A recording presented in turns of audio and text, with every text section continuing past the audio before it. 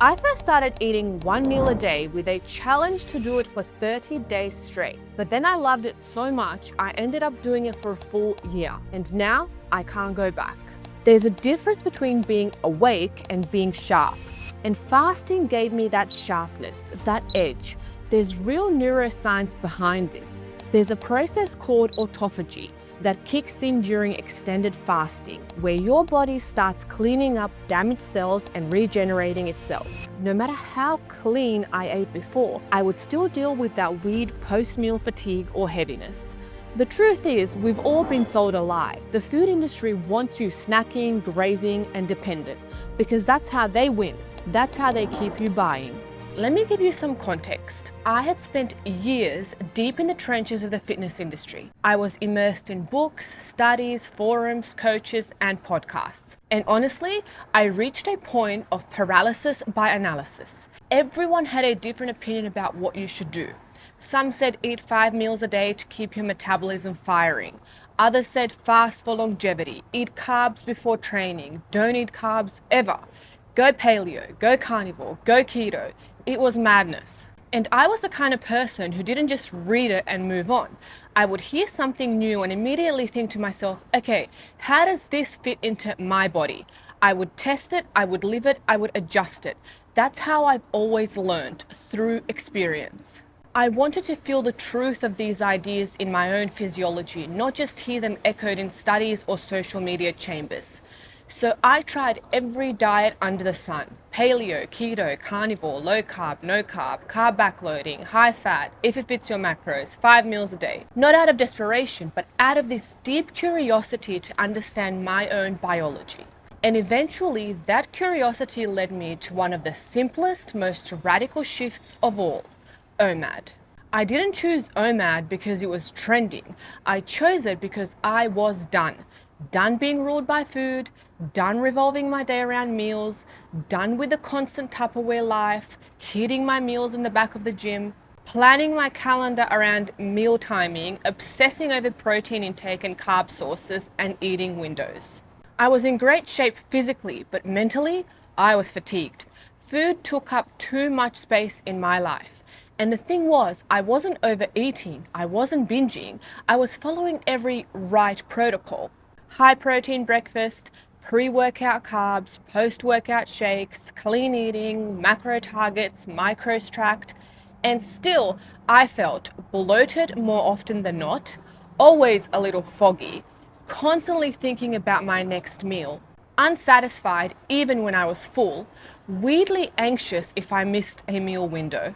I clearly remember scarfing down oats and protein powder in my car between clients. I remember feeling guilty for eating too early or too late. I remember Googling things like, can you gain fat if you eat carbs after 9 p.m?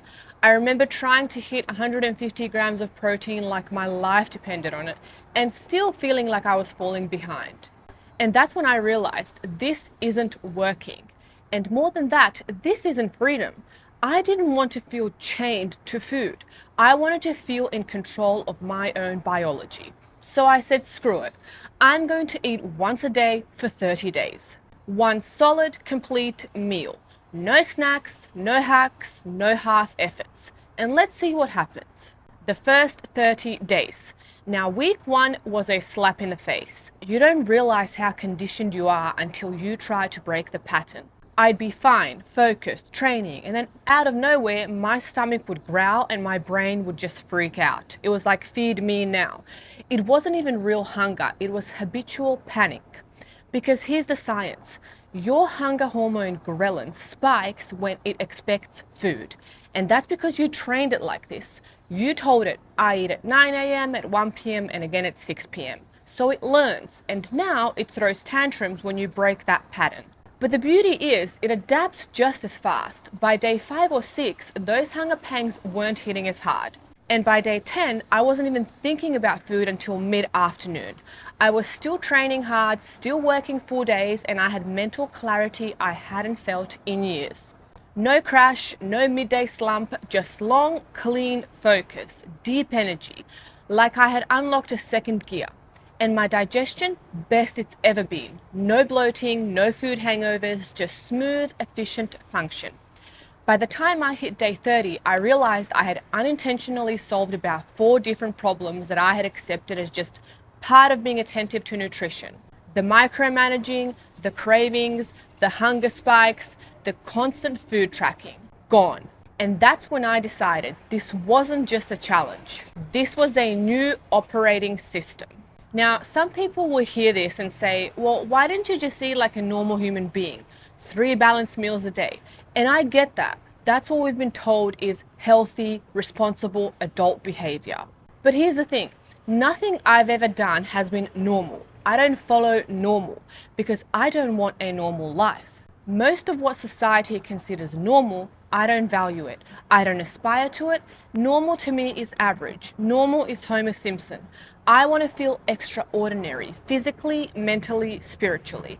And sometimes that means going left when the whole world goes right. OMAD might not be the normal, but neither am I, and that's exactly why it worked for me. So why did I keep going? Let me be clear. OMAD wasn't a gimmick for me. It wasn't a fat loss hack or a phase. It became a way of life because it solved problems I didn't know had solutions. Here's what made me stick with it long past the 30 days. OMAD gave me mornings without brain fog, a gut that finally felt quiet, freedom from food panic, stronger workouts, simpler days, and a body that I trusted again. First of all, mental clarity.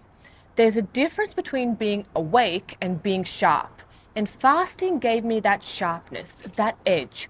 There's real neuroscience behind this. Fasting elevates norepinephrine, which improves alertness.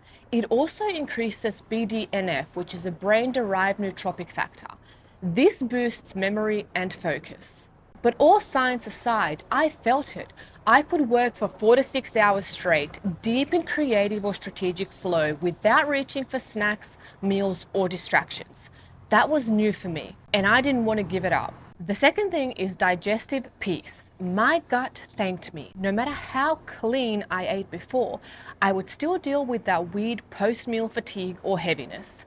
But when you give your digestive system 20 plus hours off every day, it recalibrates. There's a process called autophagy that kicks in during extended fasting, where your body starts cleaning up damaged cells and regenerating itself. I wasn't just digesting better, I was repairing better. And for someone who trains hard and demands a lot from their body, that repair was everything. And the third is simplicity. This might be the most underrated benefit. There was no more meal planning, meal prepping, macro counting, snack packing, constant interruptions. One meal, I ate it, I enjoyed it, I moved on. The mental real estate that opened up from that was incredible for me. I didn't just have more energy, I had more life in my day. And here are 5 shocking things that happened over the course of a year. Now, here's what actually surprised me over the course of a full year on OMAD. Number 1, I stopped craving sugar, like actually stopped. Before OMAD, I always wanted a sweet thing after dinner, even if I was full. It was like my brain was still waiting for dopamine. After a few weeks of OMAD, that pull just dissolved. And it wasn't willpower, it was chemistry. Fasting resets your dopamine and insulin sensitivity, which means that your body doesn't need sugar to feel good anymore. Cravings don't mean that you're weak, they mean that your reward system has been hijacked by hyperpalatable food, by dopamine loops, by constant stimulation. When you fast, you interrupt that loop. You remove the noise, you give your brain a chance to reset. You're not broken, you're just overstimulated. And OMAD gives you the silence that you forgot you needed. That's how it feels for me. Number 2, I had more energy, not less. I thought I would feel drained, but when you stop constantly digesting, your body reallocates that energy. Instead of wasting ATP on constant food processing, you use it for movement, cognition, recovery. Fasting increases mitochondrial biogenesis. More mitochondria equals more power output. And I felt it. I could train fasted and still push to near max. I recovered just as well, if not better. Number 3, I felt free from food anxiety. No more, what if I didn't pack enough? Is this meal going to ruin my macros? Do I have time to eat before training? That mental load just disappeared. I had more presence, more calm. And when I did eat, it was joyful, not stressful. Most people don't even realize how much food controls them until they try not eating. That's when the panic sets in. That's when you realize that food isn't just fuel, it's comfort, distraction, it's almost an identity. OMAD stripped all of that away. It exposed the noise, and in that silence, I got to see who's actually in charge here, me or the food. And when I took back the wheel, it changed everything. Number 4, my workouts didn't suffer. Fasted training was one of my biggest hesitations, but it ended up being a highlight. Strength stayed solid, endurance went up, joint inflammation went down, my body learned to tap into fat for fuel, a concept called metabolic flexibility.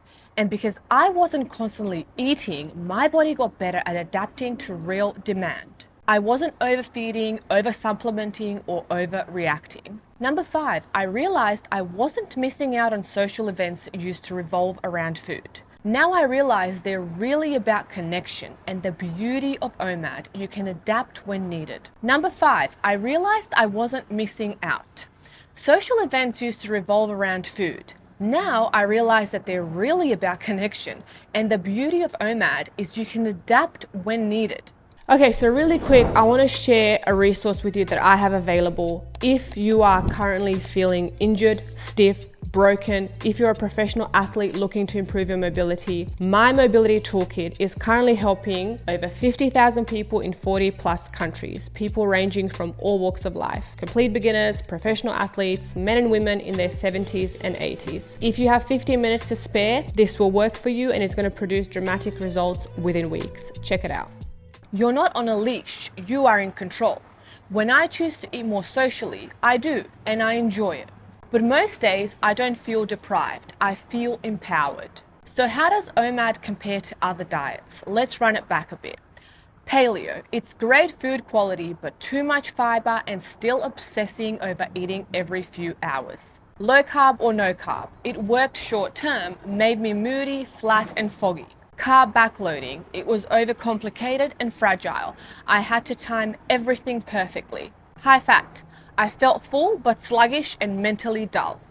If it fits your macros, excuse too much junk. The numbers looked good, but I felt terrible. 5 meals a day, constant prep, constant eating, constant fatigue.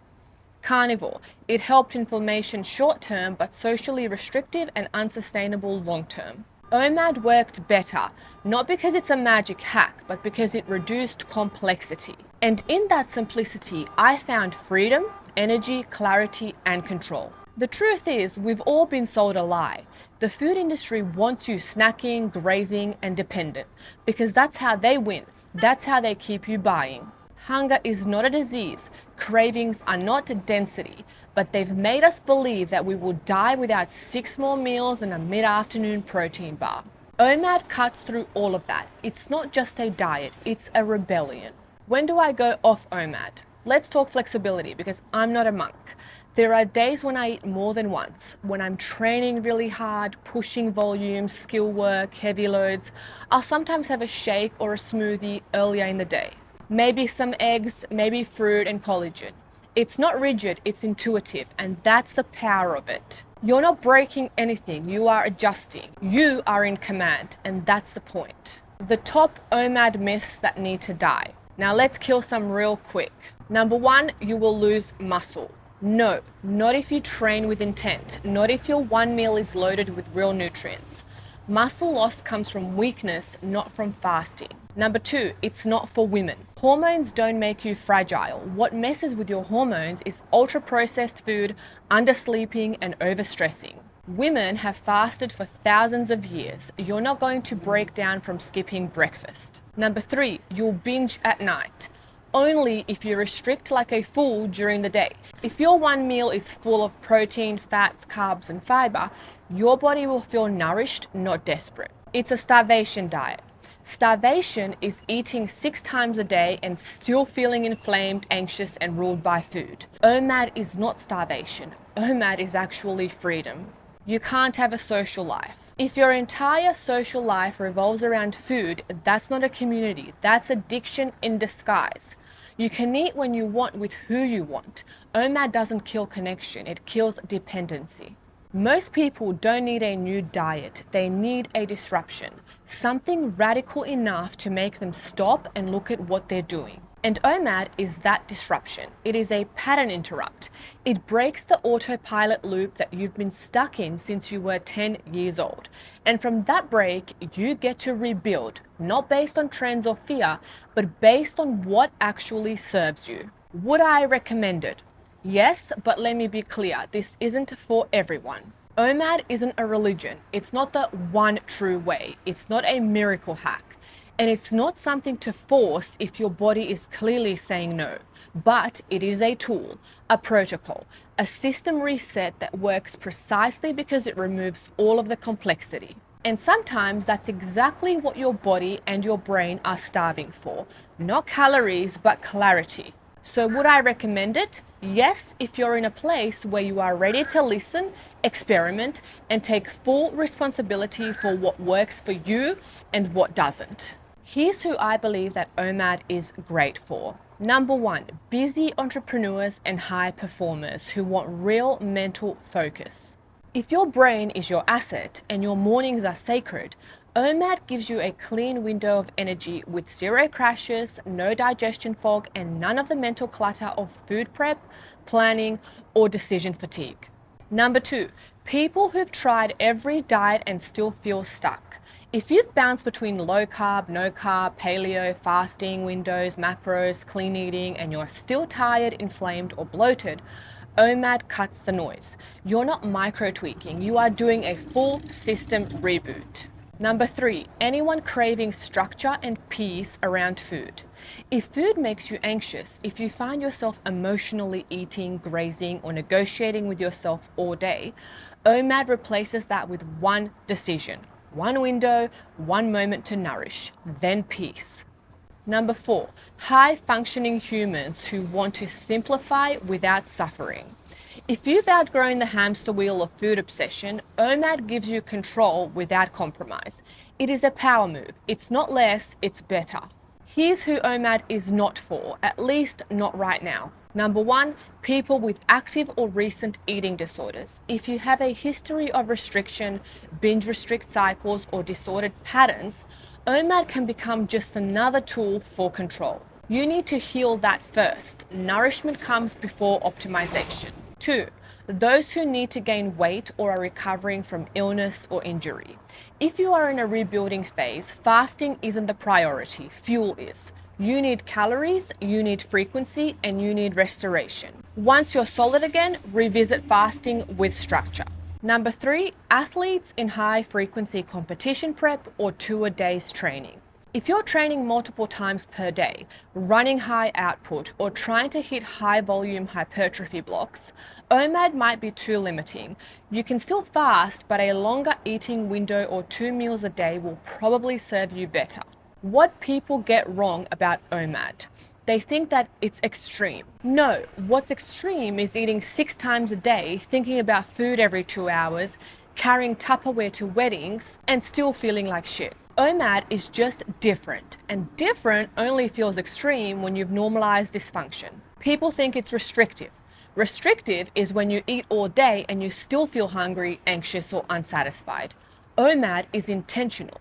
It's one meal where you sit down, you eat fully, and you walk away done. No guilt, no cravings, no measuring, just deliberate nourishment. People think it's unsustainable. Only if you treat it like punishment. Only if your meals are nutrient deprived or you're ignoring your body's feedback. But when you build OMAD around real food, intelligent training, and flexibility when needed, it becomes the most sustainable rhythm in the world. Because there is really nothing easier than eating once. And if you're still unsure, start with 30 days like I did. Don't think of it as a diet. Think of it as a self-experiment. Not to lose weight, not to punish yourself, but to reset, rebuild, rethink your entire relationship with food. What happens when food is no longer running your life? That answer is worth finding out.